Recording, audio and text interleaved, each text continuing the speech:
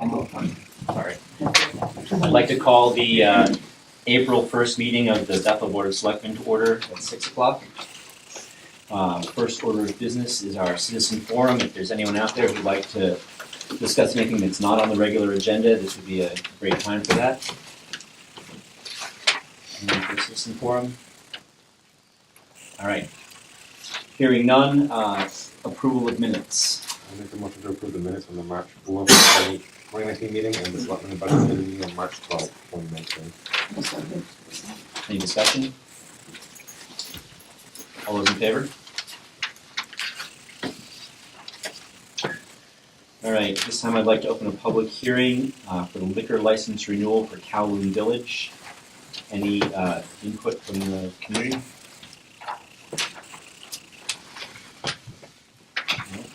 Hearing none, I'll close this public hearing and move on to the Board of Selectmen. I have a motion for the liquor license renewal for Kowloon Village. I make a motion that we approve the liquor license renewal for Kowloon Village. I'll second. Any further discussion? Paperwork's all in order? Yes, it is. All those in favor? All right, so items for discussion. First on our agenda is discussion of waste removal. Dean, do you want to kick us off on that, or? Sure. Okay.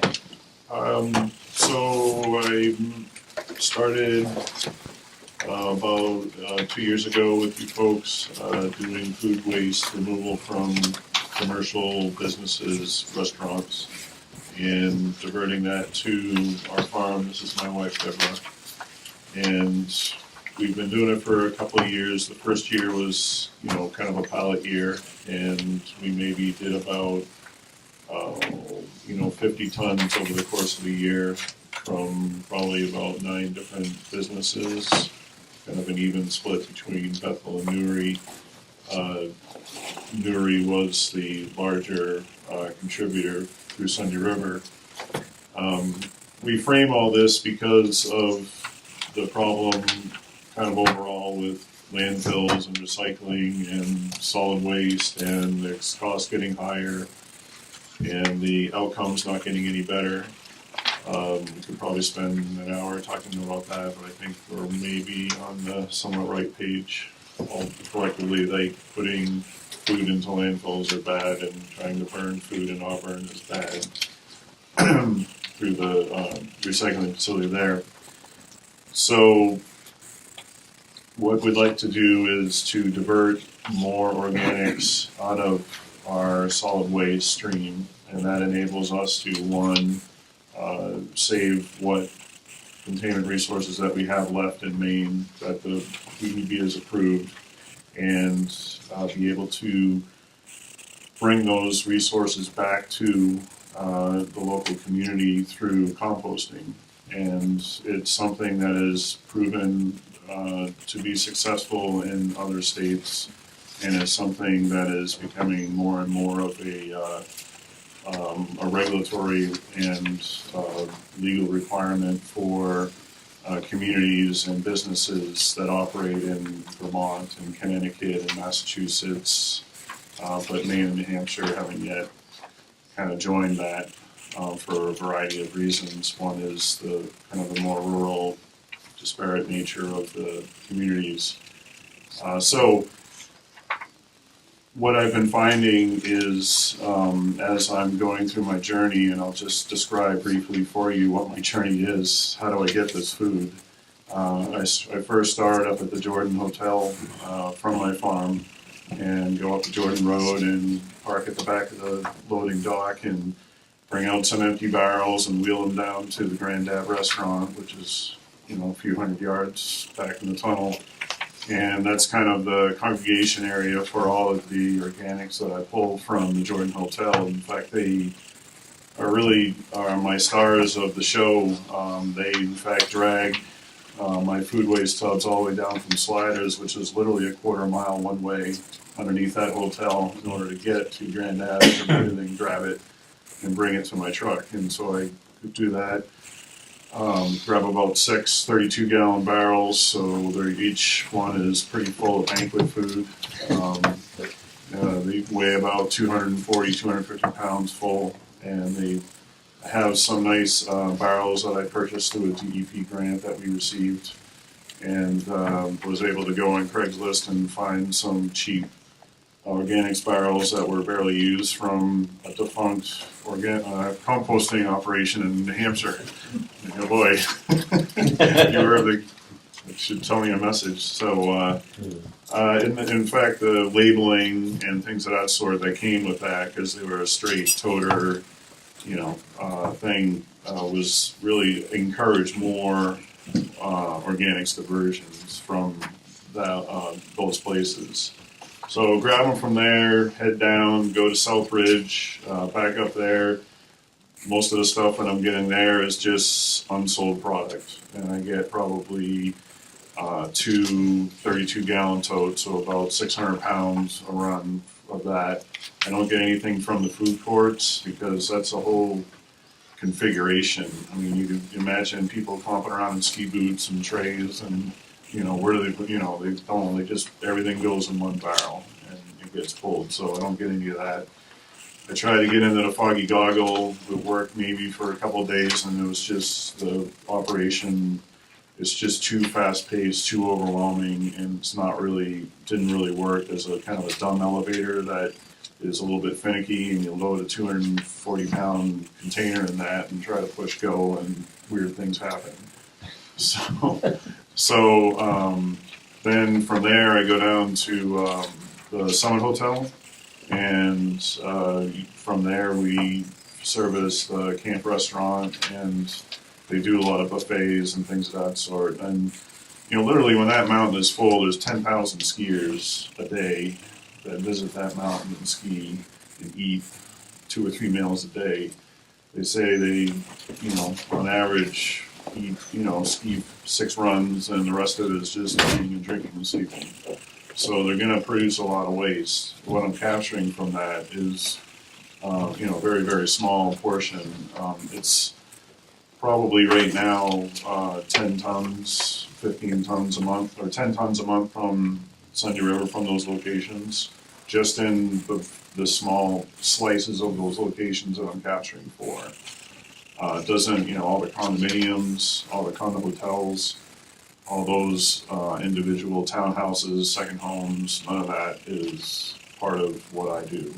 Or, all that is serviced by Casella and Pine Tree. Take my truck to travel on to Crossroads Diner. They got a tote. I put a tote out there.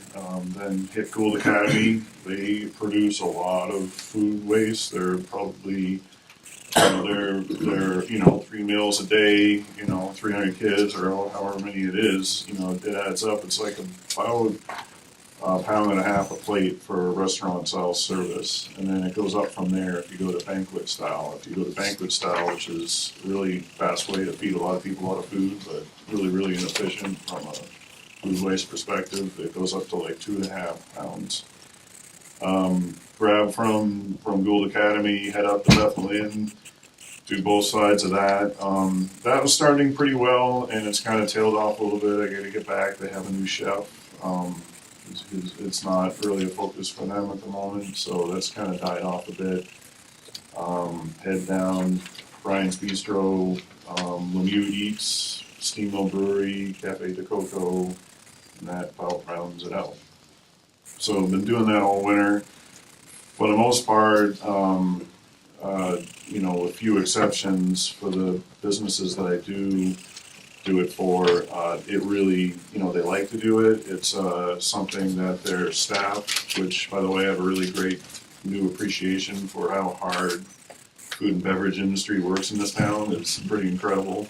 You've seen, see kind of the tail end of it, and boy, they put in a lot of hours, and it's a lot of sweat for sure. So hats off to them. They feed a lot of people. So coming back to it though, at an operational level, what we need from a volume perspective, because this is a really low rate, high volume business. Solid waste is by the ton, and what I charge is $62 a ton, and so when I'm pulling 15 containers and I'm doing all that trip, I'm getting maybe $90, maybe $100 for 2 hours of pretty hard work. Now, when I get it, I dump it off on behind my barn, or our barn. It's on the other side of it is a compost pad that I installed through the NRCS, and I incorporate that with my ag waste that I already produce from my cattle. Got about 30 head of cattle. You might have seen one or two out the flat road the other day. Get them back. My wife and my dog.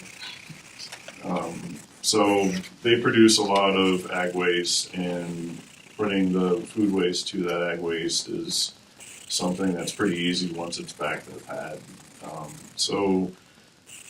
However, in order to make kind of this operation be something that could earn money and be kind of economically sustainable, we need more volume, because we're doing 2 runs like that a week, and we have all this kind of infrastructure that can support that, so we're kind of top heavy in it, and we need more businesses to sign up. We need more volume from the businesses that have signed up, and we need a way to incent these businesses to do it. To the best of my ability, being one person with a full-time job operating a farm and doing the food waste and trying to have a family life, I've been, trying to get more businesses to sign up. Some I've approached and they just said, look, it's too much. We're not going to do it. We got the container. We're going to throw it in there. And these are big volume producers. They have a lot of cars in their parking lots every night. But at the same time, food and beverage is a hard industry. And it's hard for people to be on the ground to do another sort. Because right now, when they're in the back of the kitchen, and they're scraping, they're trying to keep up with the business. And it's another sort for them to, slide the food this way, slide, the other stuff that way, and be able to keep track of that and keep containment and contaminants to a minimum. So, I don't know. I can tell you how other communities have done it. I don't know if you folks would be interested in listening to that, if you folks have something in mind, or if it's something that just isn't the right time either. All these could come into play. There it is. I'd certainly be interested in other communities, what have they done? I mean, somehow stepped in to help in some way. Well, I've gone to, a couple of, to the best of, and there's so many food convention, this and that, and it's kind of hard to figure out which is the right one to go to, but I've gone over to Vermont a few times and seen their operations from both the ground level and kind of the policy level, and it seems like the whole, you kind of dealt a certain deck of cards in the beginning, and including in that deck of cards is that, the commercial businesses pay for the waste that they produce.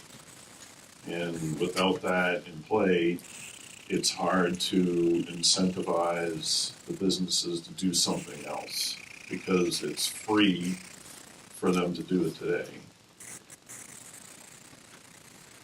That's the basic tenet, which other communities have adopted. Not here. I don't even think it's come as close as Norway yet.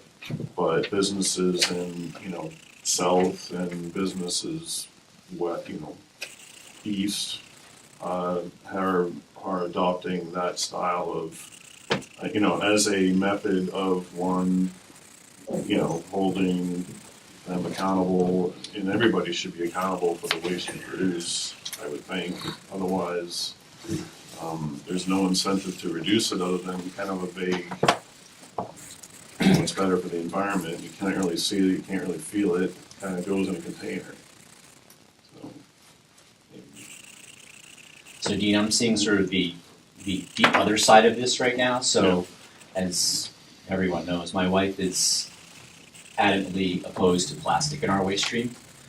She wants to get rid of plastic bags, she wants to get rid of styrofoam. I believe the state of Maine has got legislation going through one way or another right now to ban styrofoam drink containers from the waste stream. And that's so currently Bethel pays less for composting and less for recycling than we pay for solid trash. And currently Bethel pays for all the solid trash generated by every business who works with our system. And it's the most expensive thing we do is dispose of what's in the dumpsters. It's tens of thousands of dollars that is paid for by the taxpayers of Bethel. It's also the garbage can goes and they put it in the dumpster at the transfer station. It's about the same. It doesn't matter whether it's so. It seems to me like it would be financially the most responsible thing to do to put in whatever incentives are necessary to get folks to move as much of their trash accurately into recycling and composting as we can manage as a town, because that's the cheapest way to get rid of that stuff. And that's just what it seems like to me. And yes, it's easier to throw it all in the dumpster. That's the simplest thing to do. But it's not saving us any money. It's costing us thousands of dollars more to run our lazy waste system. And I completely agree. I'm sorry to interject as well, but even at that, Vermont and other, and I'm not saying we need to be like Vermont, like I'm already not from here originally, now I'm telling you to be like Vermont. Well, let's not do that. Dig my hole. So I'm saying, but in Vermont, not only have they had this commercial pay model in place for over 10 years, but they found that even with that withstanding, they've had to institute a legal ban on restaurants putting food in the dumpster. And it's now, penalties and things of that sort, and punitives, and that's an organics ban that's going in place in 2020. And so they've been building over the last 10 years to get to that level, but, it's not, I'm saying that even if we or you decide or somehow to phase in or create an incentive, and I'm not saying that all of a sudden we should just flip the model and, it all magically happens. It would take a lot more than that, a lot more planning. But even at that, it may not encourage, because, even at $90 a ton, so a restaurant that's moving, I don't know how much, 200-300 plates a night, is $90, to kind of create another process in their back end worth it. I don't know. They might just say it's another cost of doing business. I don't know. I don't have the answers to that. Well, I mean, if you made people pay for their trash, then they would either decide that it was cheaper to throw the food in the trash, or that it would be cheaper to separate it, to pay to take the extra time to separate it out. I mean, that's sort of where your cost benefit comes ultimately there.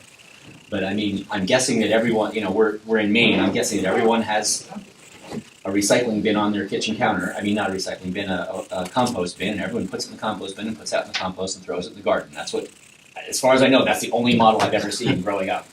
So I guess that's what everyone does, but I could be wrong. I just know that's what my parents have done and my grandparents did. I mean, that's just wherever they live. That's how you do it. You put the compost in the thing and you put it in the bin and you put it out in the garden. And you separate out your recycling. You put your trash in the trash, and that's sort of. It doesn't seem like it. I mean, if Gould can manage it with teenagers, because that's all those kids have to separate out their compost from their in the dining hall. That's how it works. When we have to go through as faculty every once in a while and pick out the silverware, and you probably get some of the silverware, and that's the system. But it doesn't seem like it's certainly not a big technological issue. No. It's kind of I think it would be to the town's benefit to make it as simple for people as possible. Like, well, we'll provide you with the composting container, whatever is going to work best for if you use it. It just seems like that makes the most sense. I'm sorry. Go ahead. I didn't hear you say anything about SAD 24.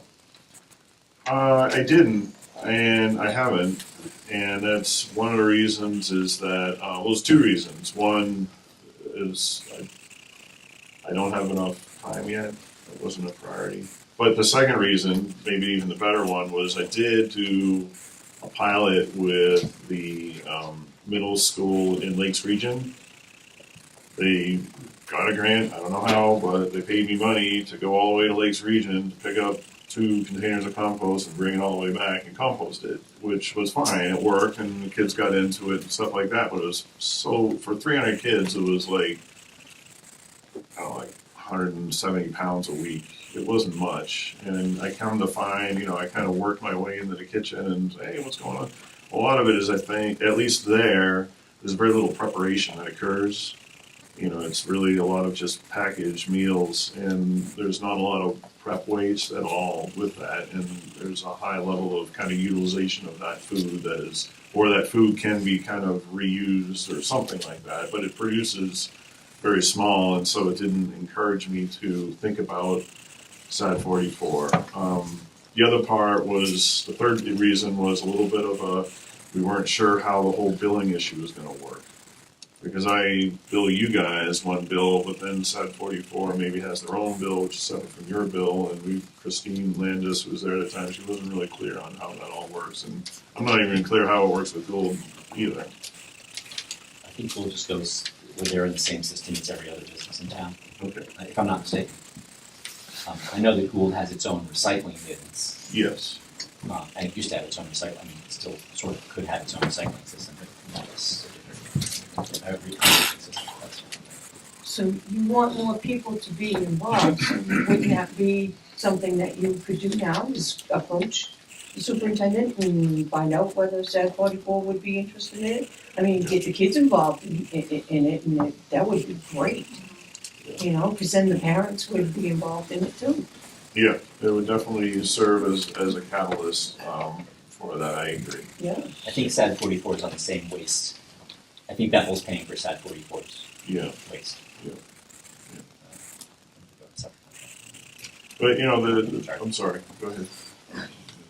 After I saw you here at the last select board meeting, I was involved with something at Telstar, and it was the National Honor Society Thanksgiving dinner, and I was so intrigued by all of this that was going on. I did mention it to, I think it was Mark Kenny and a science teacher there, a lady. I think yeah. she's a science teacher, Oh, and okay, yeah. they were both interested. I said I didn't really know how it all worked, but they were at least interested. I mean, it's not the superintendent, but. Well, no, that's just who you think of to start with. Or, yeah, Threw his name out. but they were interested in maybe Mhm. to just learn more about it. I didn't really understand enough about it, but it really was an interest. And then I just didn't follow through. I got his name, but I didn't know how to get a hold of him. Yeah, and so that's the thing. I mean, it's difficult. There's a phone tree. There's who is connected to. It's it's a good thing. It's fine. No, it's just lead management. So could we, as kind of a first step, and I thought we may have discussed this a few months ago, because I recall a very similar conversation. Did we ever send a letter out to any of the businesses? Because I think that we should do that. We should send a letter out to these businesses, explain what his program is, and outline the cost benefit, on a tax base, and see if that provides something. And I would expect that some businesses would, change if they know, and maybe with your permission, maybe we can put your contact information or whoever it is that's supposed to reach out on that letter, so that they have the means to reach out to you guys. It's just kind of a first step, and maybe by us supporting it, it'll just give it some more authority or some more legitimacy to them, that they'll know that this is here, it's been here a while now, and it's gonna, hopefully stick around. Yeah, I think that's a really interesting first step. I mean, we should certainly do that. I mean, there's no reason not to. I think it could help. And I would say the other thing that again I just became aware of, there is a group think it's a new there's It's the Tri-Town Transfer Station group. yeah, there's a Back in the day, tri-town there transfer used to be all the station. town managers would meet. Yeah. And I know It's Sarah's- next week, yeah, there's Sarah's a coming. meeting next week. Yeah. And it might be worth Yeah, going there and Dean's been invited. oh, good. Right. That's what I was hoping. Yes. Because that's I think they are looking pretty critically. I know Sarah's pulled all the waste disposal records from the last year or something. Yeah. And has gone through them and put them all into a spreadsheet, and she's so angry that she can barely move because it's so much money. And it's coming from tax dollars. We could also, if he were willing, we could interview you and make a video for YouTube that you could link to anybody that wanted to know how it worked. Good idea. But we should definitely send out a letter to the, do we have a specific list of who our dumpster owners are? Is that something that we have We don't, but I could try to get it from Casella, Erica. They should know who has them. And we also want her to give us the weights, if the weights have changed, because they say that we pay by tonnage, so I wanna see the difference from when he's taking the food waste out versus. right? There should be a reduction for sure. Right. I would agree overall. This has been a really wonderful year in terms of snow, and business is booming in the area, at least from my viewpoint. I don't have any numbers to support that, but so I think overall, waste, probably there's overall waste increase from that additional business, and whether or not what I've done, puts a dent in it, reverses it, doesn't make the needle flicker, I don't know. I don't know the total number, so.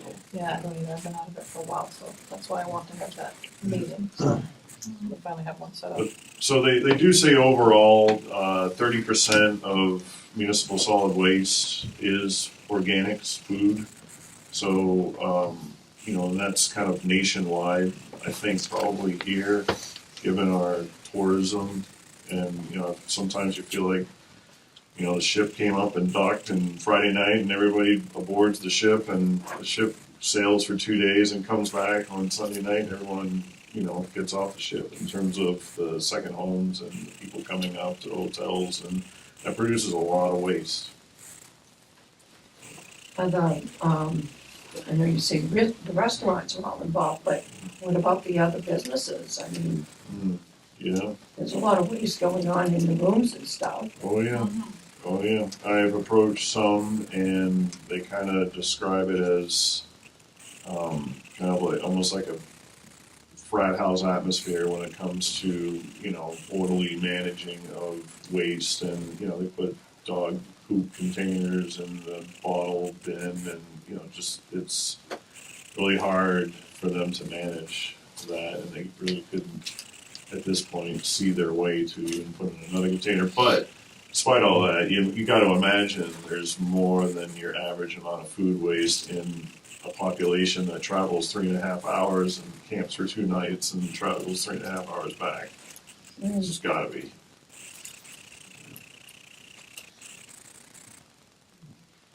I know when I was doing housekeeping up there, and this was years and years and years ago, but they used to, there was tons of stuff left in the refrigerators, and it all used to just go in the garbage. Yeah.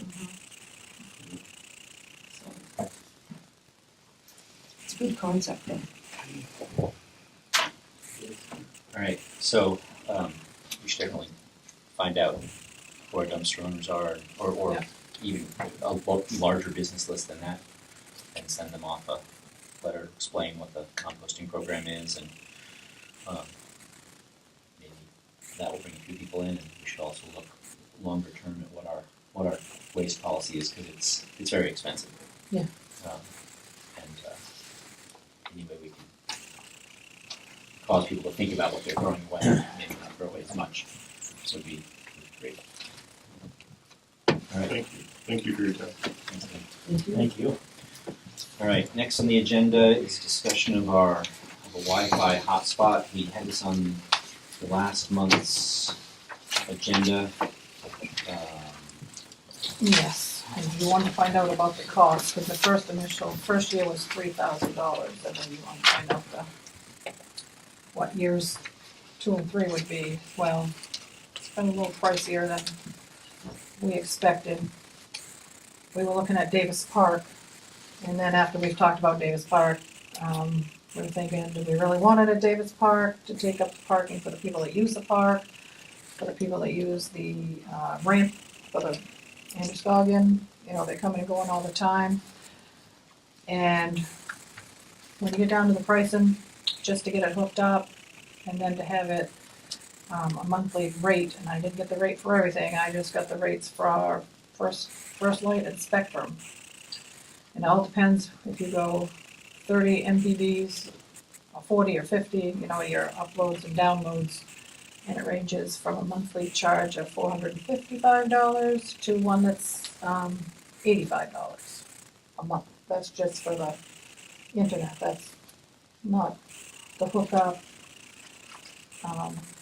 So Mia suggested that we keep shopping, and if anybody has any other ideas of other spots in town to maybe put the Wi-Fi hotspot, or if we want to send them to another town. So if I'm not mistaken, part of the reason we're having this discussion is because there is a partial grant available to help fund this. Right. That's sort of why we're talking about The this. match. So it sounds like the original hotspot monthly fee estimate was much lower than reality. Yeah.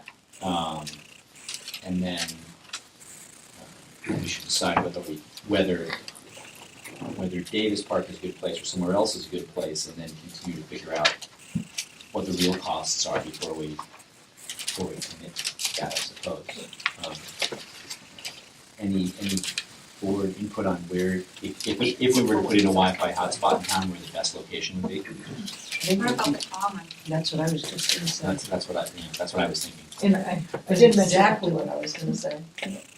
the only issue with the common is that there's not a whole lot of seating, is what Mia brought up. She mentioned the seating and parking in the wintertime, if somebody wanted to use it in the wintertime. Parking would be. There's no parking except the street. Right. Yeah, that's, I don't know if that would work. What about behind the Bethel Inn? Do people park back there? In the parking lot that runs behind the Mill Tavern? Oh, that's for the golfers and things. Well, there's also there's parking on that side of the Bethel Inn, there's parking by the conference center, Bethel Inn Conference Center. I'm not sure, I think people use it I don't think people seek these out per se. I think they exist in a place and people use them because they're there. And in a lot of cases, the people who are using this are looking for that restaurant or looking for a particular business or information in that spot. And in some ways, the common makes the most sense because you've got, like on a Malayaket day or on whatever, there's a lot of people going through that common area. I don't think you're going to get people who are driving in to use the Wi-Fi hotspot. If they find it, they'll use it, but it's Right. not. I don't think Yeah, I don't think it's it's not a what I look at. destination. Yeah. I think the same is true at Davis Park. Actually, it's people will be it's great, it's there, and maybe it would cause more parking problems there. That's I think that's legit. What about on the Route 2 side of Davis Park? Parkway, rather. The walkway? Oh, the other side. Yeah, Yeah, and that's got a parking lot. And you park and you walk along the path. And sometimes people go down to Davis Park or back, or they go all the way over behind, the park. I forget what it's called. Big adventure. Big Adventure. The Big Adventure. Thank you. Correct. and I don't know how far The these common. carry. Common has the library. Right. And that has Wi-Fi, and it was suggested from our IT guy that maybe the library could extend theirs, but after talking to Mia, some other library tried to do that, and they because of where some grant, they cannot. It's not supposed to be happening, so. The other way that I could think that it would be useful to have this on the common as opposed to some of the other spots is that there are some businesses right there who might be more willing to help fund this, because they're right there, whereas if you're down at Davis Park, there's, I guess you could talk to businesses on the parkway, I mean, that's another piece of that is, it would be really useful for the Wi-Fi hotspot to talk to local businesses and say, hey, do you want in on this? Do you want your website to pop up when someone first logs in? Because that's how a lot of communities fund these. By the chamber, that's owned by what, the Department of Transportation owns that parking lot, right? But they still, it's owned by the state, I think it's part of that old railroad deal, right? Quite possible, I don't know. On the chamber's side, not on the other On side. the chamber side, not on the place where we stage. Yeah, that's another, that's another interesting spot, because you sort of got the Gem Theater and you've got the new Dunkin' Donuts. And the chamber. Which is where you're really gonna find people who are lost. Are there benches by where the monument is? The Veterans Memorial. Right, benches there, because then you're kind of in a hub of downtown. Uh-huh. You have Cafe Coco, and then you have the mill, steam mill there, and there's quite a few options to go from there. Sunbury. I always want to check in with those kind of businesses to make sure that we're not competing with them. And because some businesses will use that as a means of just getting somebody in the door, free Wi-Fi or whatever. I don't want to undermine those guys. I don't know if we have a lot of them or not. And I think there are a bunch of restaurants that have Wi-Fi. But I'm not sure they would mind if someone else. They might. I don't think anyone's going to those restaurants because they're getting free Wi-Fi. Maybe, but I don't. Like, there's no internet cafe that advertises itself that way, which may be an issue. I would expect people to use this more outdoors, in passing. But I think that the Veterans Park area would be a neat place to have that as well. I don't know how you choose. Well, you're gonna choose on, if you have a pole that the town owns or something that the town owns to attach the equipment to, and how much it's gonna cost to get the cable there. So I'm guessing someplace like the center of town would be cheaper than Davis Park. Well, we are gonna be doing the whole, for the Veterans Memorial, right? We're gonna be paying for the electricity for that, right? I believe we are, yeah. Yeah, so, I mean, maybe we could look into possibly connecting the two right there. Don't we have several events going on in the during the summer at the Common?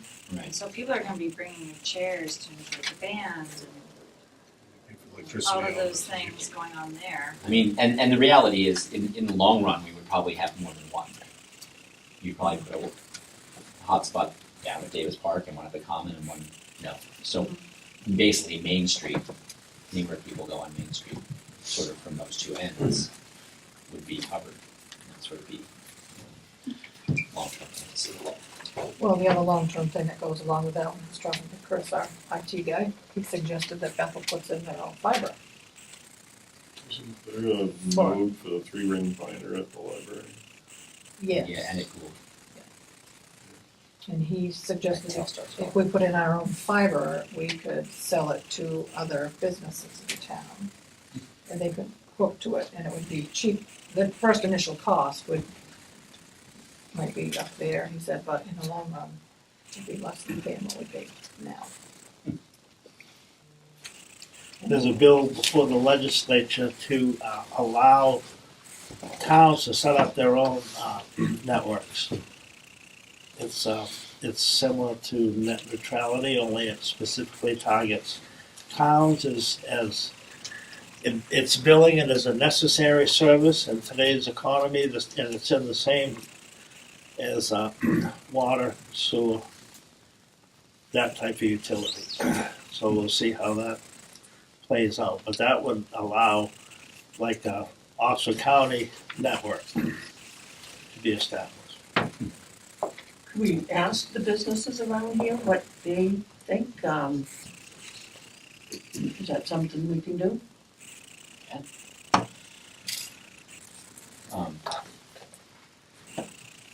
see who has hotspots in their own places and who would prefer not to, and for us to have hotspots in Yeah. town instead. So should we maybe look in a, I don't know, 600-foot radius of the Veterans Memorial and see which of the businesses are there and send them a email to see if they're interested in the, and what their thoughts and concerns are. That might be a good piece of research to see what the interest is and what the, maybe we can also include some language in there about, would you be willing to help fund this? If you could have your website pop up as the sponsor. Might be a good overall request. You could shoot a Wi-Fi hotspot off the fire station. Mhm. And also you already have free Wi-Fi at the airport, so people have access. So there are areas that people go now and they know about. Mhm. But There they shoot is that. Will currently Academy used to access. shoot that from, blocks away, so you can shoot an antenna point up to the common from the firehouse. Yeah. No, I don't think getting the hotspot to the common would be tricky. Davis Park might be a little trickier, but there are phone calls right there. There's probably flyers as well. But there's nothing coming out of the fire station right now. No. Yeah, there's no public access there. Any other discussion about Wi-Fi hotspots? Do an inventory and ask what people think. Yeah, I think that's probably where we are, is a little more introspection into where and who really wants it. Yeah. Around them or needs it. Who might be willing to pay for it? All right, next item is more discussion on the American Legion fields. I believe the issue, this got moved to this month because last month we had questions about where that would leave us in terms of town insurance, and I think we have some answers to that. What were the answers? Our attorney wrote back, Pine Tree, our attorney, wasn't the attorney, it was the insurance, MMA Insurance. Pine Tree Baseball, Legion Baseball, Jared, wait a minute, I'm reading the wrong email first, Jared. That's the answer she gave me today. First I asked what was covered, she said it was all covered.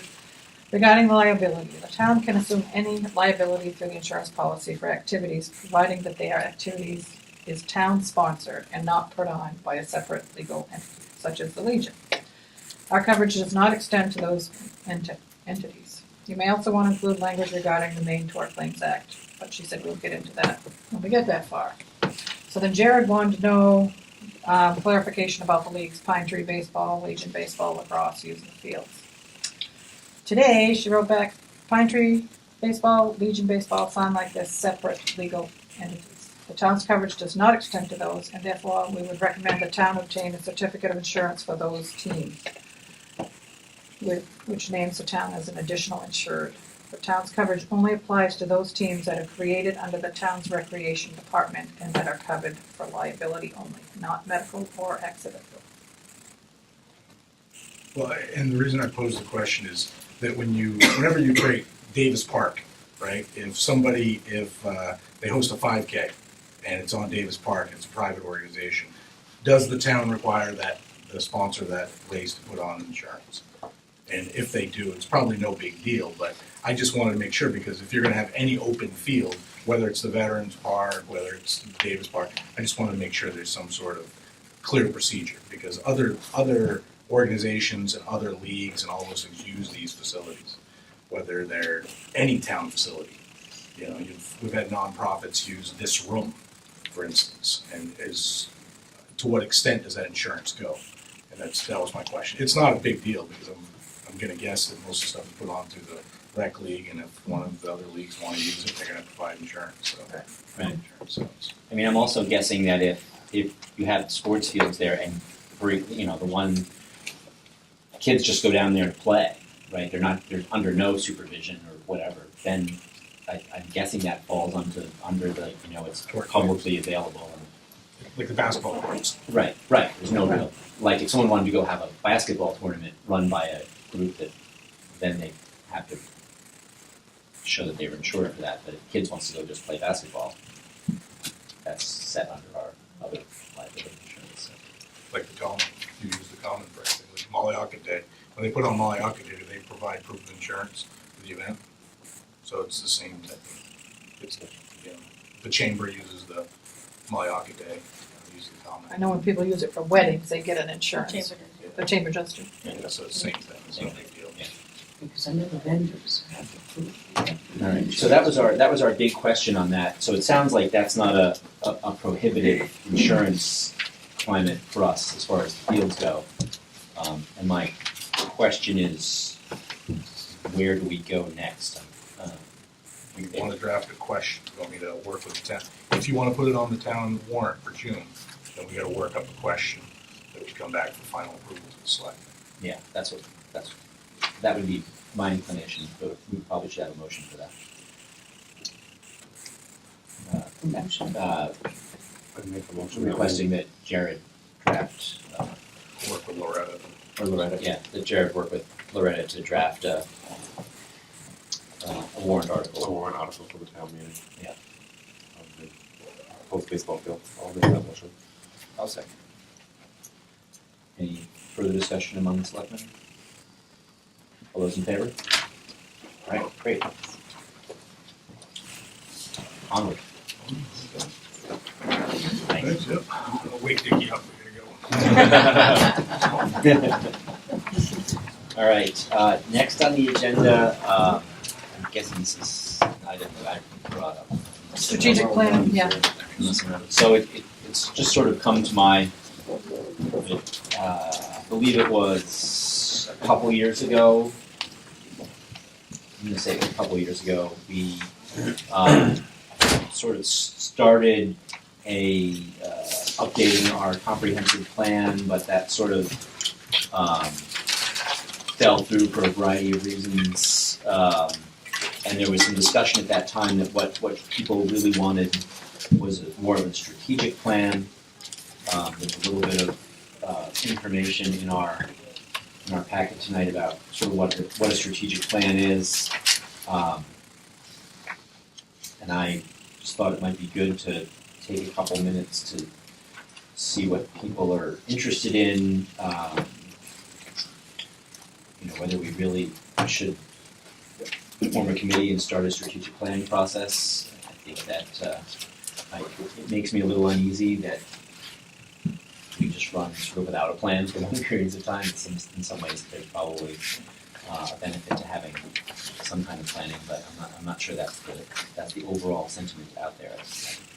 I think the thing that's always kind of drove me nuts is that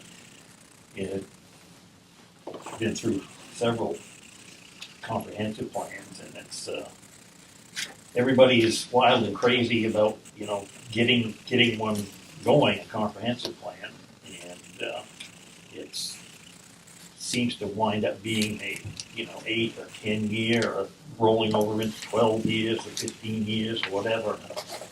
It used to be that you got kicked in the butt that you had to update your comprehensive plan. I guess that's not the case anymore, but the point was, to me, was that we did it and we all breathed a big sigh of relief. We have a comprehensive plan, and then it just kind of wilted away out into, Right. Yeah, it kind of sit on the shelf. Yeah, and the dust. Other than for the planning board, of course, has to, in several instances, in years past, has had to refer back to what the comprehensive plan means, and it can mean something great in some litigation that might possibly occur. But strategic plan to me was something that, again, you kind of set it up on a 3-year, 5-year plan, something that seemed a little more specific and something that you would get to, fairly regularly and keep pretty well updated. So that was my big thing. Well, it used to help with the grants and different funding, state Yes. funding that you wanted to get if you got a comprehensive. Yeah, and it seems like if you have zoning, then you need a comprehensive plan to back up your zoning. But if you don't have zoning, and we don't have zoning, then the comprehensive plan isn't as legally important as far as that. And there were grants that went along with that, but we don't qualify for those. I would say, to Don's point a little, I understand the comprehensive plan is a large endeavor, and then it tends not to be used, whereas a smaller strategic plan that has some very specific targets might be more interesting to folks. I would say that one of the suggestions I would make about a strategic plan is that whatever the suggestions from it are, they should be measurable. In other words, you should know that, oh yeah, we achieved that goal. we have met that, or here are the guidelines that we're working towards. So it's not vague and confusing to people, but something that people can get behind and say, oh yeah, we really want to do that. We really want to. I'm not quite sure what the pieces and parts would be, but it seems like you can pick a few different key strategic items, work toward them, get to a result, see how it's going, and then pick something else, or continue with that. Whether it's, I don't know what it is, but there are, I'm guessing there are some pretty good ideas out there. So, but I would say it would be very measurable. And I'm guessing it, in order to get this going, we would have to set up a committee or some kind of working group that thought about strategic planning ideas and brought them back to the select board and said, here's what we're thinking. And have somebody communicating that out to the community that we're looking for that kind of input in that kind of committee. So if anyone has an idea about that, has seen that before, what that could look like, that would be great. Perhaps one thing you might want to consider, I'm not sure what your line items for your plan are, but just for instance, like what happens if there's an emergency situation in this town, and how is something communicated to, if there's a problem at the high school, for instance, or at Gould, if there's a problem that could affect everyone in this town, how is that to be communicated to everyone in this town? If I'm not mistaken, that's a different thing than strategic. Okay. That's an emergency plan. And, an emergency action plan. Yeah, and we have an emergency action plan, and we know that the fire chief takes the lead role in that, and we've actually the selectmen have all been to. I've been to a training. Yeah. We've all been to a training that says, this is what you do in an emergency. You're a selectman, you make sure everything gets funded and you stay out of the way. Okay. You're a police officer, and those people do that, and the fire does that, and here's where the state and federal come in, and this is sort of the chain of command. It's a pretty specific document, and it's one of the few trainings that we actually have to participate in as municipal officials. And I just know that my job is to make sure that everything gets funded and I stay out of the way. Yeah. Is there another comprehensive plan that's being developed out of the chamber? Maybe just like healthy. Well, there was the Heart and Soul initiative. Yes, that's it. Right. So there's some. I believe we'll be getting some input and recommendations from that effort as well. And I mean, I would imagine that looking at that, Ben, whoever was looking at strategic planning would certainly take that into account, because that's been quite an effort. Should have a meeting with them this week, tomorrow, I think. Okay. So it might be worth thinking about as a board, what we, and maybe not tonight, but what we think should happen with the strategic planning process, what a committee should look like, who we might want to involve, or how we would go about recruiting people to be involved, I guess is more the, and sort of what kind of charter, what kind of marching orders we want to give that group. So we might want to bring that back around onto the next I know we had one meeting here, back a while, when Christine was here, and we invited up, I believe, a couple of people, I think they were from maybe Wyndham. Yes, Oh, yeah. yeah, because that's what, I got this stuff from Yeah. Shelley, and she got it from, John Maloney. Yes. And he said he had been up and he had talked to you Yes, guys, and yes. they also sent a copy of Wyndham's. I did not print it off for you, because it's like 50-some pages, but I do have it. The people that came were very knowledgeable and, I mean, just anxious to try to show you, if you do this is what it can do for you, you know, and it is a very interesting session. I'm sure they're out there and still willing to come and help, so. So we should probably think about that for, what do you want, how might we get that ball rolling, what kind of things we want to include in that process, and probably come back to it next month and say, yeah, we really do want to create a committee to do this, or maybe we don't, but I think we should have a plan. I do as well. All right, wastewater treatment plant, sump pumps. I know exactly what this issue is. I included two things with this. One was the Cameron House thing also. Oh, right. Yeah, my concert kind of leaves, kind of all goes in one.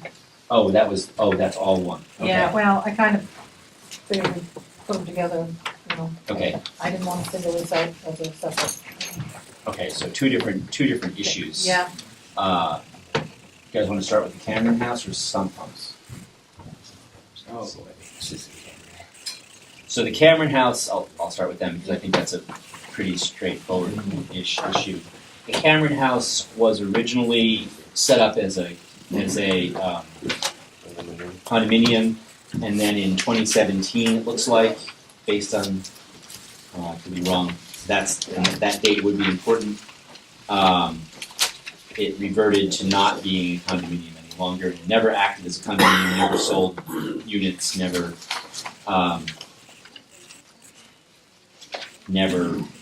had a condominium association.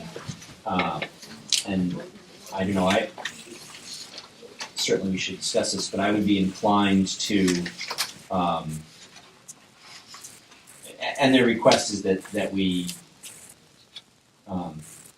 reduce their sewer liability because they were being billed, once the condominium was dissolved, they were being billed differently than other similar structures, which we're currently billing on sort of a one pipe into the building system for those buildings. So,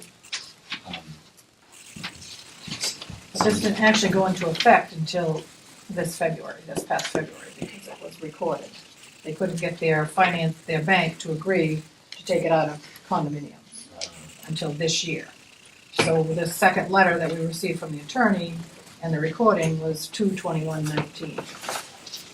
So the town has now taken it out of condominium and it's listed as apartments. okay. I mean, the thing I'm looking at is the termination agreement, Right. which says January 1st, 2017. So why, Because the bank, in the oh, letter. it was 8th day, February Yeah. 2019. Yeah. So I guess that's the question, is do we just say, we accept this as of February 2019? Does anyone feel a need to go back further? What's our, Legally, it was still a condominium complex until it was recorded February 8th, 2019. so I suppose that's probably our most consistent position is to,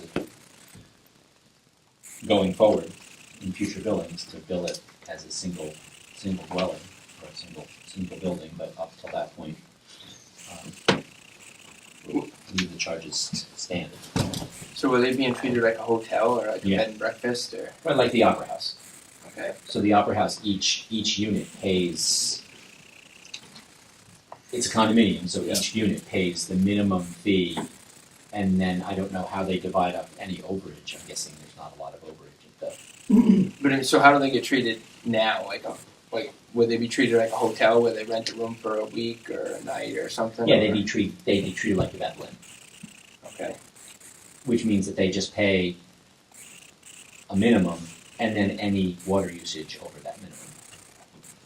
Same as pool, same as, I think if you, I assume if it was a condo, it had cooking facilities in there, like a kitchen, so we have other places in town right now that are apartments that don't, they pay, might be a building with 2 or 3 units, they pay 3 minimums, because it's falls back into that dwelling unit. I thought those dwelling units were put on hold. Well, there's still some that are charged that way, it have been for quite some time. And if those are apartments with kitchens, then what's really changed from taking it from a condo to an apartment? Kitchens. That's a good question. He didn't, when I read it through it, I didn't see where he mentioned about kitchens, he wants to say it's a hotel.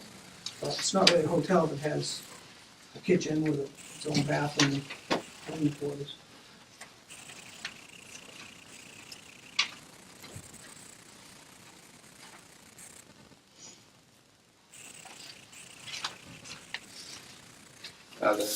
One of these pages says it's a 6-unit apartment building, fully furnished, rented out.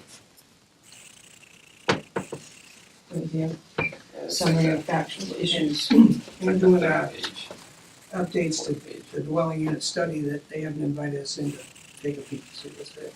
Yeah. They all have electric meters separate. Yeah, because it's a 6-unit apartment building. Each with separate living quarters and separate baths. That's interesting. So if they've got a kitchen, it should be an apartment. If it doesn't have a kitchen, or if it just has one central kitchen, then it's motel or bed and Bed and breakfast. breakfast type of thing. but Yeah. If it's a separate unit that you can have it with its own kitchen, that's. How do we find out about that? Well, we're currently in the process of inspecting properties to figure out what's in there. It's part of, we're trying to finish it, but after 4 mailings and Right, yeah, no, I saw that. so we're at this point where we need to say to you guys, okay, we've been around, we've looked, we're gonna give you the places, our opinion, what we think is there. Whether we agree or disagree with the building and then proceed with what we think is there. So maybe it's, to clear this up, maybe it's in our best interest to send them 4 letters, but to follow up with this and say, we're happy to come up with a decision on this once we get a chance to see what's going on. Okay. Yeah. Because I have not read back to that. Right, once the building inspection has by the sewer department complete, then we'll come up with a decision. Seems better. Does that seem reasonable? Yeah. This is one of those that has not allowed you in. Well, they haven't said you can't come in, they just No, haven't no, responded. no, They just, haven't a lot of people just haven't We have, responded. no one set up an appointment or call to have us come. Okay. Take inspection, they're not denying it, but they just. we haven't heard This is from all a result, or some of this seems like a result of this billing change that we're going through. I don't think they went through a billing change, I think they were always billed that way. She's always been the Since for a long time, because it was set up as a condominium. Right, but as far as the other inspections that are. So going how on, it, whether it becomes one building Right, with one minimum, or whether it's each one is charged out as an apartment, sort of depends on what's there. Does that seem reasonable? But we're not consistent. Right, and that's what we're working towards. We're working towards becoming more consistent, which is why we're doing the inventory. And then ultimately, I believe we're gonna need to figure out what we're gonna call a dwelling unit, because we never figured that out.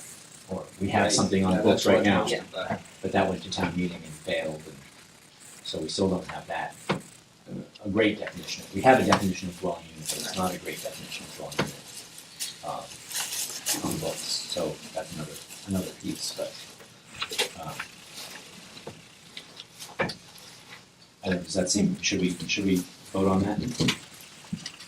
Whether we just send a letter that says, once they get inspected, we'll try to figure out what to do. But we don't have a clear definition of dwelling. Shouldn't we do that first before we proceed any farther? We should answer them one way or another.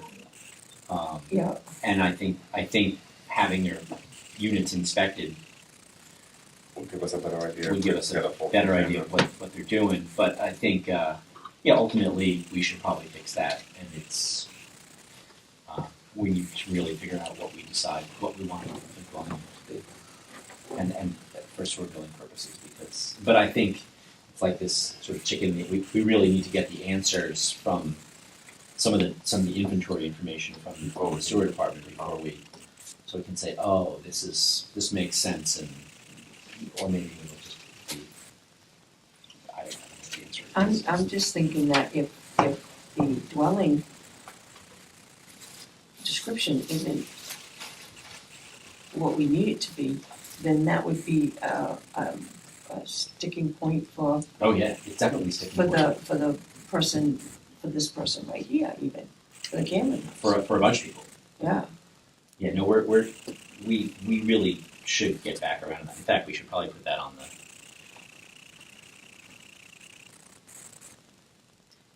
Yeah. Right. So we should really come back. That should probably go on next meeting's agenda as well, to really come back around on our dwelling unit. Because right now, according to our dwelling unit, as far as we can tell, Cameron House is still 6 units. But then we have to decide whether we're gonna suck it up and go back around on all those other dwelling units that we assessed and then had not been, sorry. mm, Yep. Well, it says it's a can of worms. Yeah. That's what you gotta do. I'm gonna fix it. Make it consistent. Right. So, do we need to, we don't need to necessarily vote on this, we can just send them a letter that says, Right. we've heard you, we need to see what you got, and we need to figure out what we're Yeah, doing. we're not changing anything. We got another bill that's gonna go out, the April billing will be out next week. So, we're just looking bills the same way they've always been So billed. this notice here, I mean, this is the fourth mailing that you sent to that place. To everyone, To- to everyone who has responded. Right. And, yeah, anyone that hadn't responded. I guess the question is, what is it that they don't seem to understand about the fact that in our ordinance, it details inspections, and that's something that we are legally able to do. Yeah, no, again, it's, people are not responding, it's not that they're refusing, Right. but I mean, Well- you get to a certain point, Yeah, and I it guess, almost comes to like a stalemate, you know? yeah, Either people aren't here or You need to be prodded. they're not here or they're just not gonna let you, you know? You gotta face that fact. Some people just, until you come and slap them with a warrant or something, they can't come at you and do that. I mean, So we go to, this is your 7th mailing. right, you know, how many of these mailings you want? Just right Yeah, there. exactly. And how strong do you want the language? Yeah, how strong do you want the line? I think if you've given them 4 mailings already, I think the language should become a little bit stronger than it was, apparently. Part of it was, I'm thinking second home people that aren't here during the Most people weekdays. have tried, you know, we still have a few more, we're gonna be able to, you know, we'll work with some people. But the other ones, just, you know, I know you don't misplace 4 mailings and forget about it, I don't think. yeah. No, No. I don't think, but We had 100, on the 4th mailing, we had about 100, maybe 110 people that had responded. We gained about 40 in that last meeting. so there's still about 70 left out there.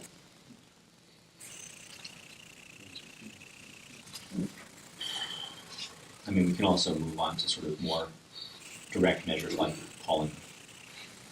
Bang guns and bullets. Haven't been to too many residential houses, but businesses, we feel uncomfortable walking on their doors to say they have, at work or something, or a business, but we haven't gone bang on too many residential homes. That's understandable. Although. Yeah. Fine line. Yeah. Well, we're trying to address an issue, and we need the information to address the issue. We could assess them an additional dwelling unit. Well, I think that that's something that was Each month, discussed we don't get when Christine was here, when this started.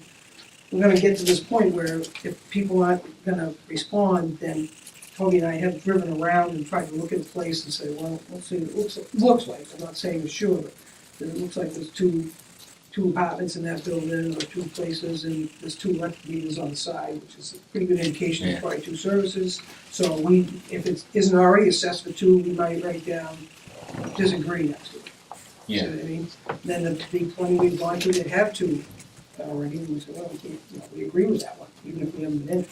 Right. It probably is two units, or something like that. So we can probably be a little more, use that information, be a little more creative and say, well, according to our casual observation, this is what we think you should be billed. If you don't agree with this, then we need to come in and you need to show us.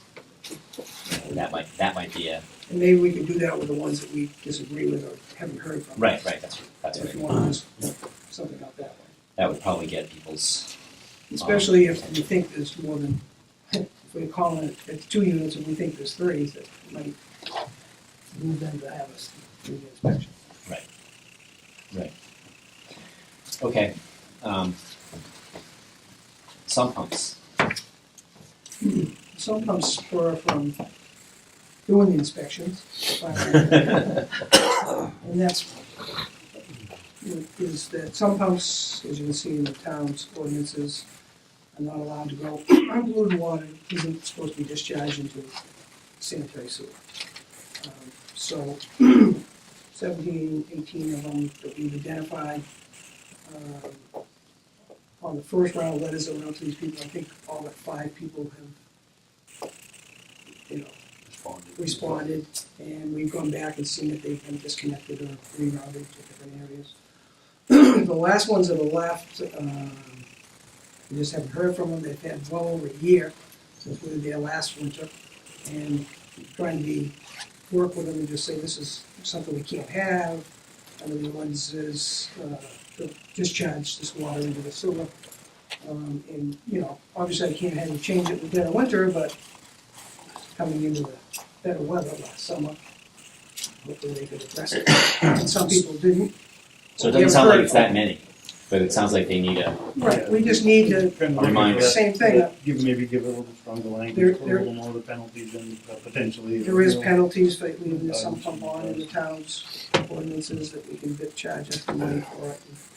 And maybe if they got a copy of that, let's see if we can resolve this so we don't have to. Right. Put this fee, but we want to run that by you folks, so we don't make that decision.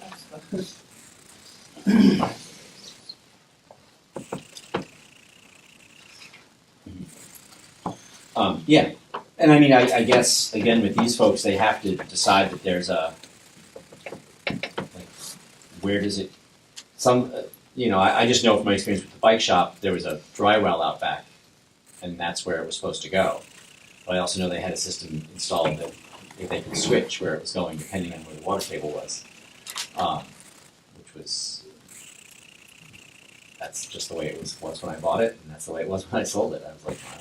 That's the To way the it best of works. my knowledge, it's still that way.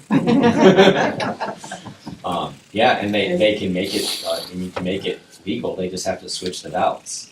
Switch it, disconnect them, Yeah. they could go out back. Right. And I think I'm going to guess that the reason that was installed was that dry well doesn't stay dry enough. I don't And that's the know. issue for all They of need to these look at other that, there's other sump options for those people if they can, and I don't know, I would always say take the lesser of the expense first, try to see if they can make it to work to go out back somewhere. If you can't, then you have to see if you can tie it into the storm drain system. Too. So it can go into the storm drain system.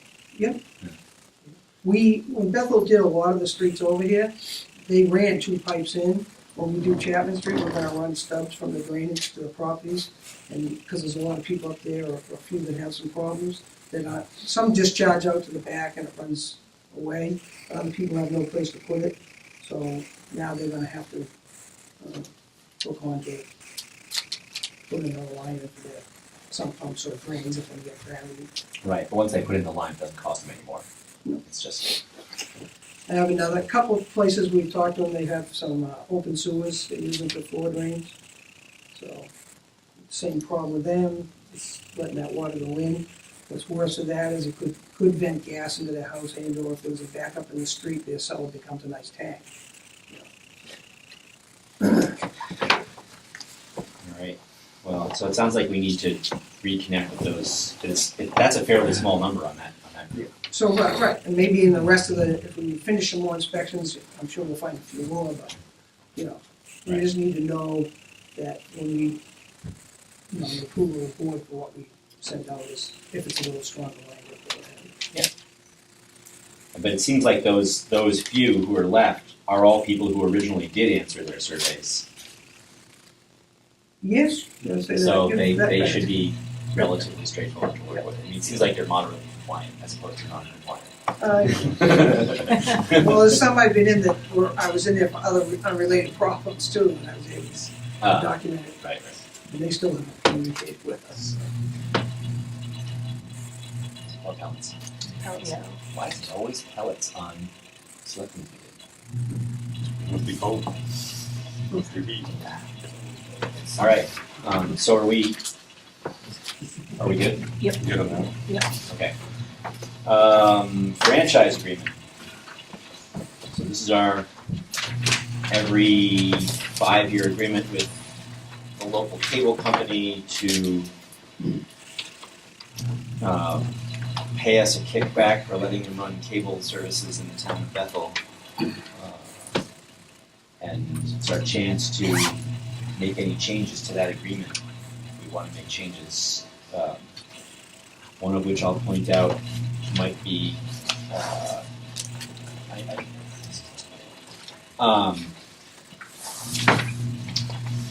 right now they will only run new service out to areas that have 20 or more houses per mile. Looks like the state of Maine is either considering or has passed changing that to 15 residents per linear mile.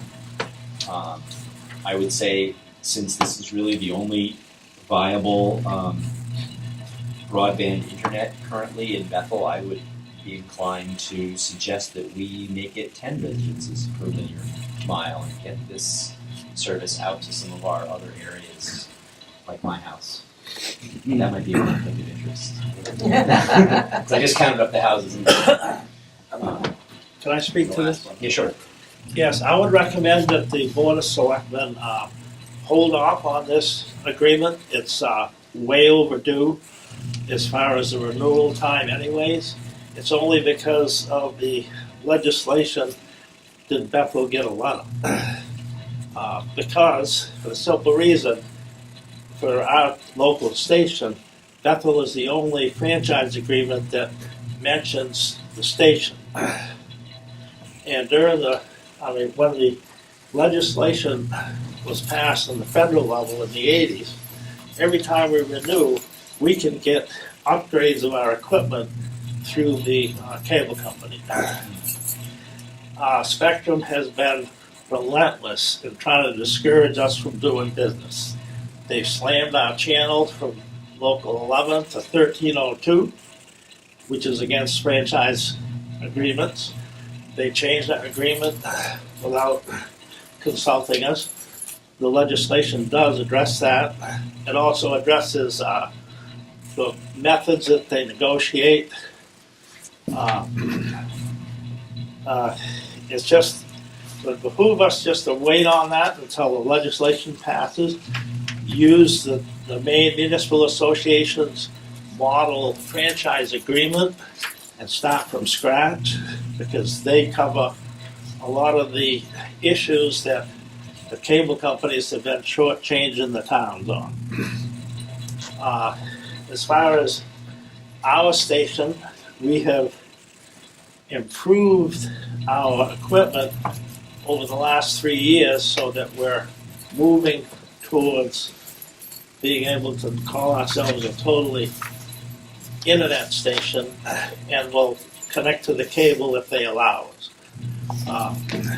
Where we are on the fiber backbone, we're trying to work out with the school district of the state of Maine to run our station through that system, because they have back before Christmas, I've been checking our internet speeds daily for about 3 months, 6 months now. Well, we started having trouble. Wayne Howe is our station manager and in charge of all the programming. We have 5 separate internet addresses that our computers all talk to one another. Spectrum had cut our speeds down so that we couldn't even talk to a computer that was 10 feet away. Our upload speed was cut to 0.05, which is less than a megabyte.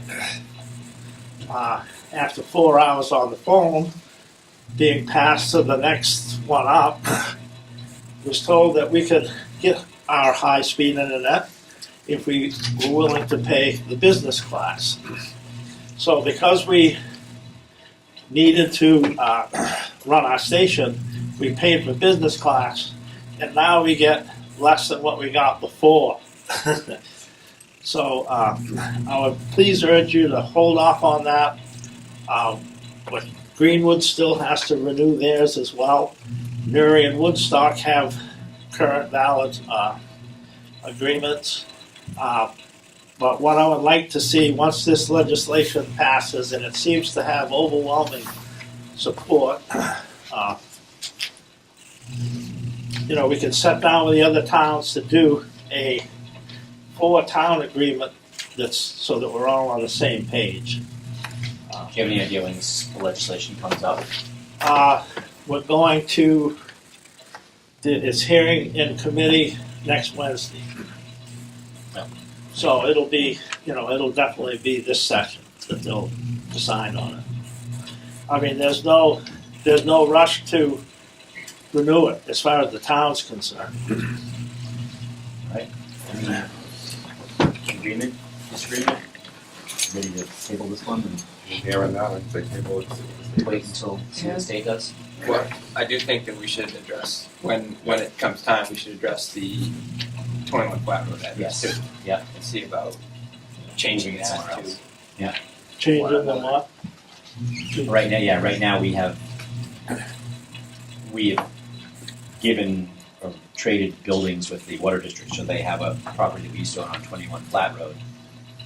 We could discontinue that, and then we would hopefully move that service somewhere useful to the town, maybe the airport. Yeah, I mean, the airport, town garage, or school, those offices were the only other 3 that came to mind when I thought about it. Yeah, the schools are both currently in, but Well, I was talking, I guess, about the superintendent's office. I was just trying to think of a public office that we still had that wasn't covered here. But that's something. So we should definitely do. We should look at the houses per mile and the. But anyway, thanks for that, Brooks. And is everyone ready to table this? Yep. Okay, great. All right, household hazardous waste. What's going on with household hazardous waste? Oh, they just wanna make sure that we still wanna do it. We have to sign paper.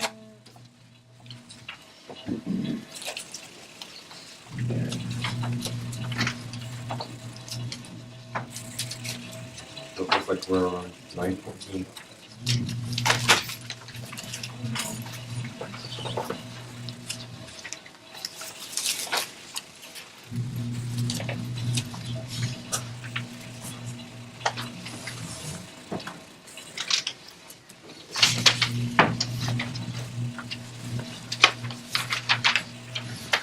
We get a motion for us to sign this, is that what we're looking for? Yeah, just to say that we do wanna participate, because they're doing it a little different, I make This a year. motion that we do participate for the David Habits School, which is 9:14. I'll second that. Any further discussion? All those in favor? Favor, hazardous waste. All right, report of the town clerk. I have a question. Do we want to put the 5 marijuana ordinances and the plastic bag ordinance on a ballot? If so, we need to decide that tonight. And then we should probably schedule a public hearing. Yes, and yes. Yes. I think we're all in agreement. Yeah, someone make that motion, please. Make a motion that the 5 marijuana questions and the plastic bag be put on the ballot and we schedule a public hearing. I'll second. Further discussion? All those in favor? Now, your public hearings have to be done by May 24th. So, I don't know if you want to do them all on your May 6th meeting, or if you want to schedule a separate meeting, or what you'd like to do. Should we, if I were to, I could imagine, I don't know, well, what do we think? I can't imagine having all of those public hearings in one meeting. I can't either. That would be, And I can't imagine Yeah. having any of them at a selectmen's meeting. That's why I'm asking Yeah. now. yeah, And separate. do we want to put all the marijuana ordinance in one, plastic bags in another? How do we want to split that up? But one of the marijuana ordinances is a medical marijuana ordinance, right? Yes. So should we put, plastic bags and medical marijuana in one ordinance and recreational in one public hearing, and put all the recreational marijuana in another public hearing? What's the medical one? It's medical, Medical stores. I want to say it's medical Storefronts. storefronts, Storefront. right? I think we should keep all the marijuana stuff together myself. Yes. Yeah. That's fine. That makes sense. It may be changing. The medical marijuana part. They're gonna discuss it at their next ordinance review meeting, I think it's gonna be brought up. Because the attorney, when we sent them to the attorney, she questioned medical marijuana, why we didn't have more ordinances about it or something. So Sarah has been talking with her, and she's gonna talk to the committee. Okay. The other ordinances will be the same. There may be more ordinances, maybe, but I don't know if they would have time to get that to this point before. Sounds like no. Yeah. I'm thinking not, but April 12th is, I have To to have order it. ballots, Okay. so. Right. easy enough.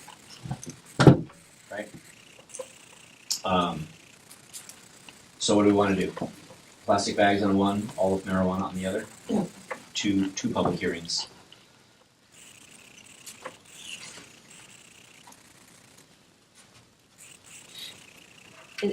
Is the ORC all done with the plastic bag? I think they got one more this week. Right, done? Yeah.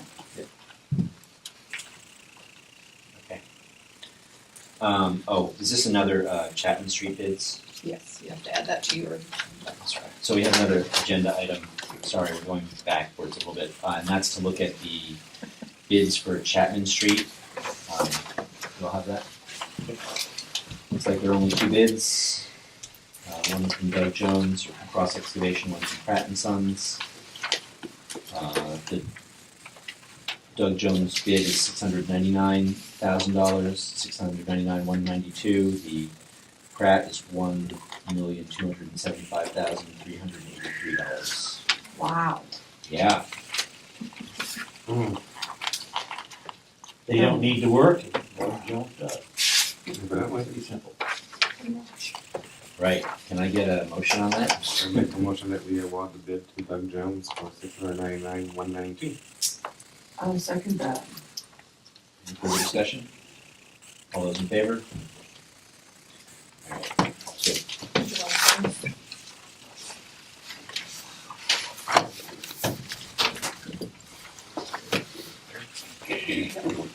Printed me?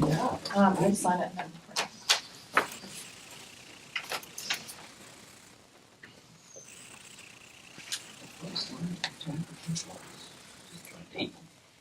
Yeah.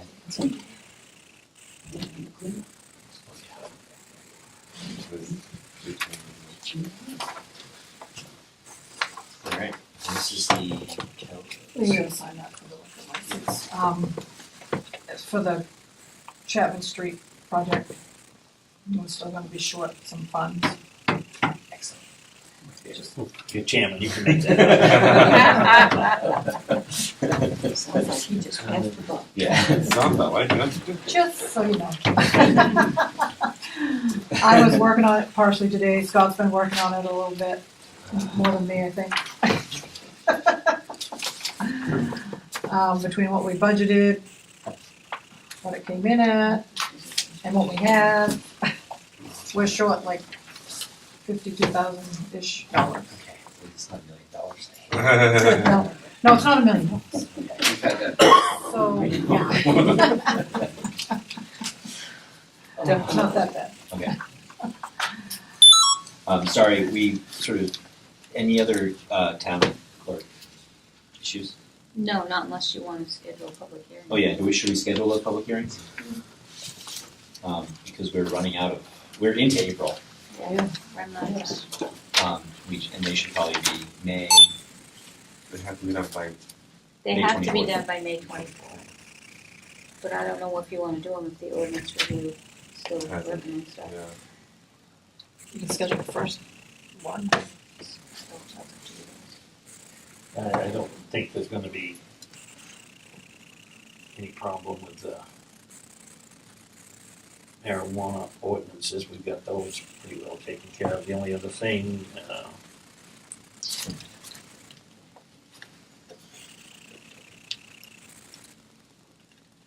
Wednesday, I think we'll take care of pretty much everything that's really concerning me. Gonna have some changes. The site plan review, they haven't had ordinance change, but we deal with that at the town meeting, right? You still have to have a public hearing on it if it's an ordinance change. Yeah. So should we? That's true, exactly. Do we wanna put that one in with the plastic bags? Should be ready? I would say so. So should we do, say, a couple Wednesdays, the 2 Wednesdays prior to the 24th of May? The 22nd and the 15th? Is that okay? Are Wednesdays okay? Sounds good to me. Yeah, let's do. Sure, I can't Right, see we it. can't see, but let's just do What that. dates? Wednesday, The 15th and the 22nd of May? and should we do plastic bags first and marijuana second? Yeah. Closer to the date? Yep. Okay, so bags.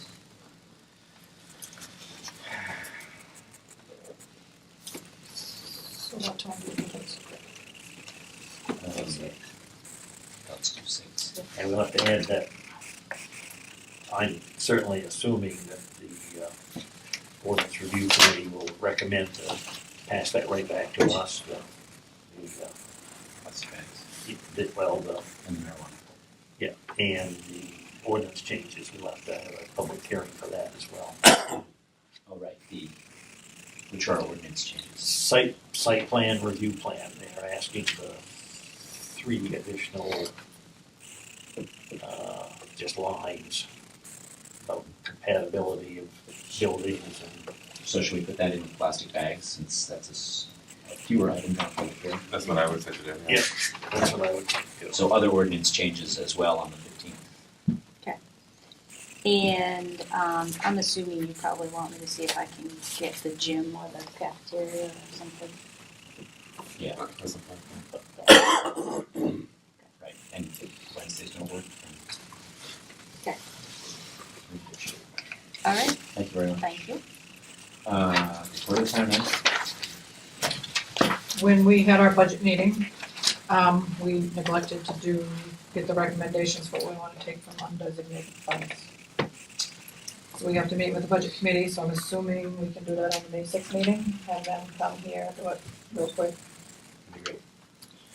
We should also have a pretty specific recommendation Right. on that. And, Always a fun show. yeah, Won't make any difference, but we always do it. right. I Last year, they actually went with our recommendation. Yes. It was They remarkable. went round and round first though, didn't they? They sure do. Mhm. Sheriff's concerns, after the budget meeting, people had concerns, I wrote to the sheriff, told him people weren't happy with the coverage, can we get reimbursed for the non-coverage times? I asked who was on duty for not just Bethel, for the whole county, just so we kind of knew where they were. He said that we need to meet next week, and I said, fine. We haven't met yet. I haven't got any, I got a couple of reports, but they were just the ones that he sent us anyway. He hasn't answered me at all yet. So I haven't bugged him again. Figured I'd wait till after today. And then the front steps, as you know, we've got them blocked off, we're using the side entrance. Are we gonna put that out for bid, or do we go with Chuck Haynes? He's doing the scheduling, and he asked, of course, when he gave us the stuff, the bids for, when we asked for just guesstimates. His most expensive was 22,000. So I didn't know how you guys wanted to proceed with that, because we have to be doing something. At that point, I think it needs to go out to bid, no matter what the, I mean, I don't think we're gonna get, Wait for it. yeah, we should put it out to bid.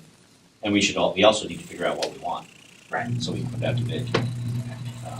Scott, any thoughts on what we should do for the front steps? I haven't even, I'm not sure what Chucky's opinions are there. Yeah, I can be. I haven't seen what he always do that. I mean, I would be inclined not to go with what we have now.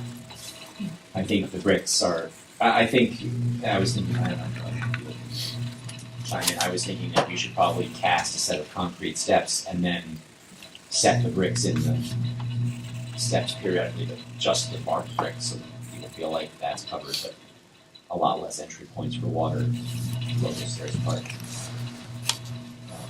I don't know if that makes sense or if I'm crazy. Yeah, I think the discussions we've had a little bit with him was that part of the problem with the steps was the water got under the bricks that were there.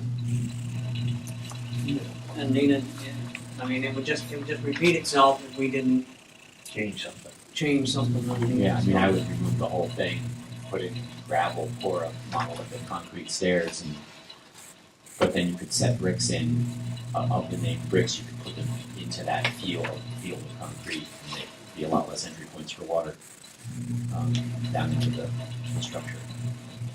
I don't know, that's just what popped into my head. Having bricks that make up the actual treads of the stairs seems like a bad design. Too much chance for a crack to form. You can throw in some radiant heat while they're there. Sounds like you're making enough of it. I know they've been pouring in a lot of pellets. I think they're filling the whole basement.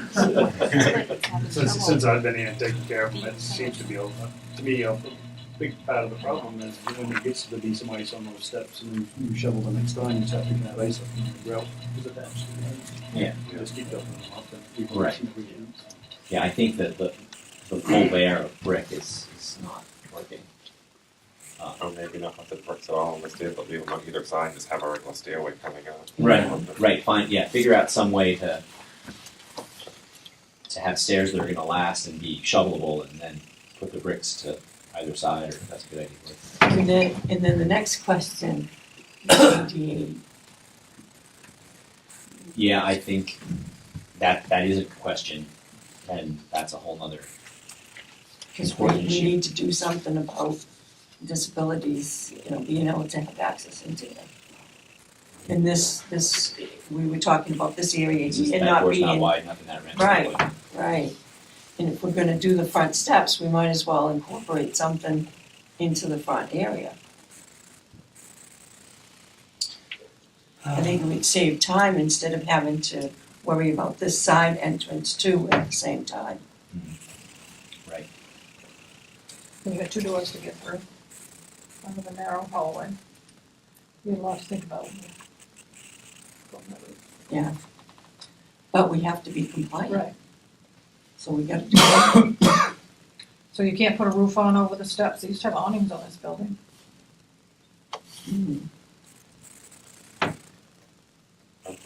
Just to throw that out there.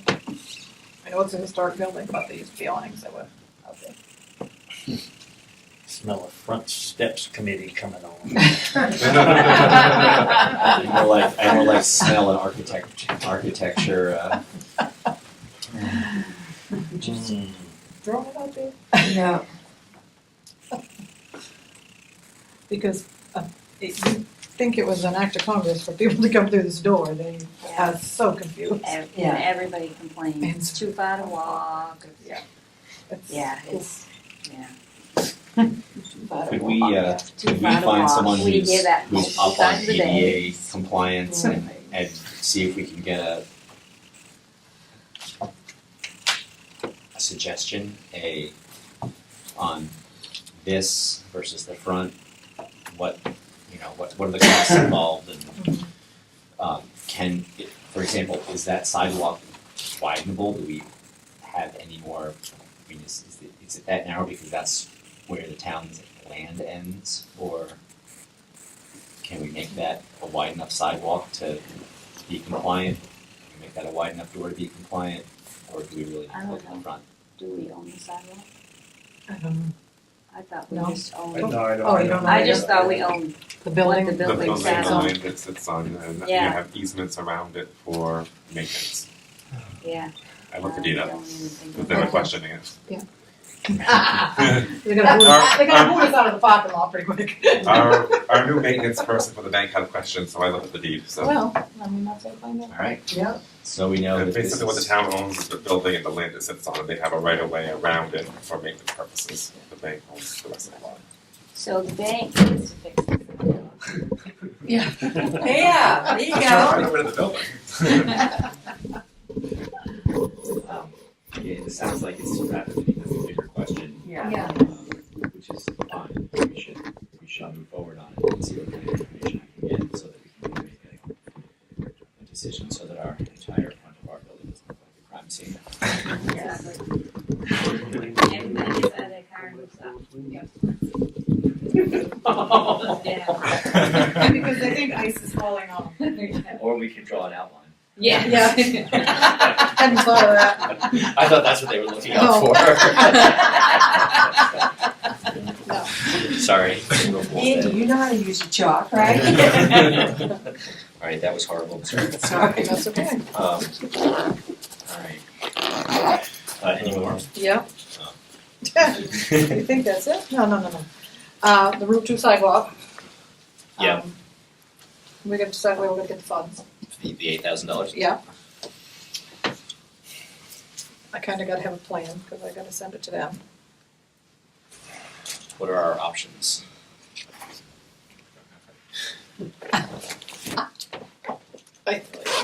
Depending on how you fund Chapman Street. Right. Yeah. and what you We got could take it for- from the Chapman Street budget. That's how I She's know about already it. short. Yeah. We can't put off construction, I'm telling you, it's very costly. No. It's gotta happen. Just from when I talked to them in December, things have changed. It's like, wow. Yeah, because we have the other state, but that's a Lower Main Street sidewalk money, so we really probably shouldn't use that for No. the Route 2 sidewalk. Alright, I think we've committed that fund. Right. I'm sure you have to sign paper and send it all in, because that's what they wait for.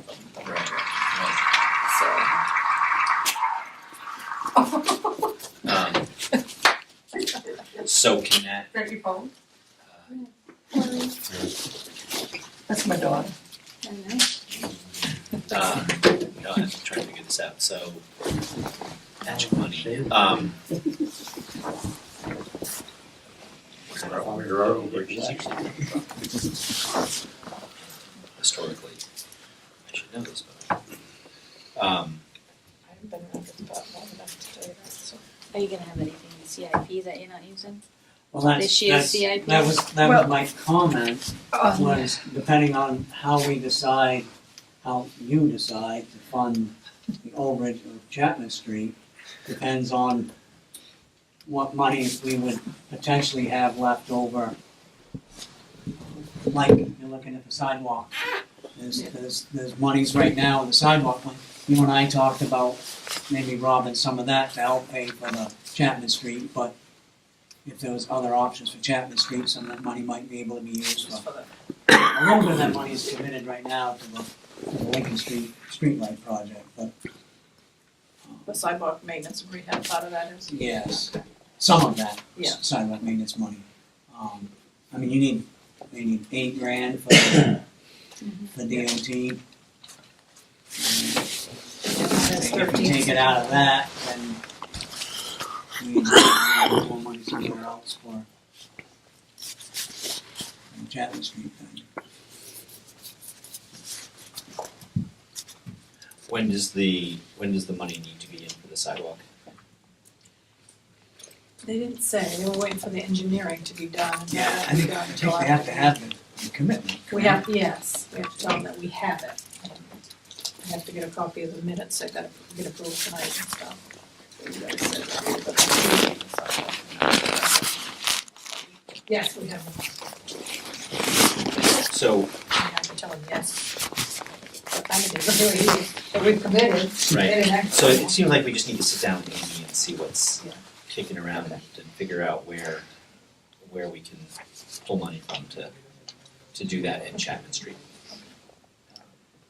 Yeah. But it seems like this is not necessarily the best. No. The most informative place to get that done, and then that'll have to come back to us on Well, we've already had that discussion with the state. the. All right. I have one more The thing engineers for and you, food for thought. express your concerns. Wastewater treatment borrowed $158,000 from the town last year, it was a potential meeting, for the Chapman Street project, and they have to pay it back. I contacted MMA because I wasn't sure if we had to charge them interest or not. And he said if the agreement that was done didn't say anything about interest, no, you do not have to charge them interest. And my question to you is, do we want to do a 5-year, 10-year plan? Because I'm working on their budget as we speak, so I kind of need to know for the payback. Good question. And I mean, ultimately what that means is whichever we pick, we would have to build that into the next sewer budget and raise rates accordingly. Right. That's really, Yeah, that's pretty how much. that works. Yeah. So, The longer the term, the smaller the. yeah, especially if we're not charging Right. interest, I Right. would say 10 years. 10 years. Yeah, that works. Interest free. We do a credit check on them. We know where they live. That might not be a good idea. No, I don't want them. I'm learning more about wastewater treatment than I ever thought I needed to know. Come on down anytime. I know, I gotta go for my tour, but Me too. I was waiting I'm there every so day. it wasn't so darn cold. All right, any selectmen's concerns, comments, ideas, and goals? I have a comment, not necessarily affecting anything other than what I'm going to do in the future, and it's probably not going to be a selectman, because I'm not going to take up my papers Wow. for now. Wow. My family says I have to stop. Okay. Those families are so demanding. Yes, I know. Well, you have been doing this for a long time, sir. Yes, I don't remember what the year was back there, 97 or 8, something like that, I don't. Well, that'll be the end of an era. Well, maybe I should leave too, and then we'll both be gone. Not happening anytime soon. How many? When are nomination papers for selectmen due? April 12th. And we've had 3 people take out papers for 2 spots. And the- Andy, Michelle Verullo, and Pat McCartney. And have they been returned? Andy's and Michelle's have, Pat's have not. Right. So it won't just be a void. That would be terrible. That would be really terrible. Occasionally I get carried away. I was looking at this. I have a little kind of odd humor in me, and I was thinking about those Wi-Fi hotspots, and I can imagine Nate Henley down there, the comedian. I could just see him coming up with, what the hell are Wi-Fi hotspots? Yes, yes. Joe Perro. Joe Penley, there you go. It took me a minute to figure out his name. All right. Yeah. Well, thanks, Yeah. Don. Any other comments concerning this? Well, I think that bites, but Yes. All right. you've been a big source of information for all of us, and it's gonna be a big hole. Well, thank you, I appreciate that. See, we have his phone number, so we can call him. I gotta And we change know that. we know where he lives. That's true too. All right. Yes, I do. Approval of disbursements. I make a motion that we approve journal 2019, 495 and 508, and warrants 2019, 36, 37, 32, 39. I'll second that. There's some bad. We have the journal, 86 and warrant 40. 586 and 40.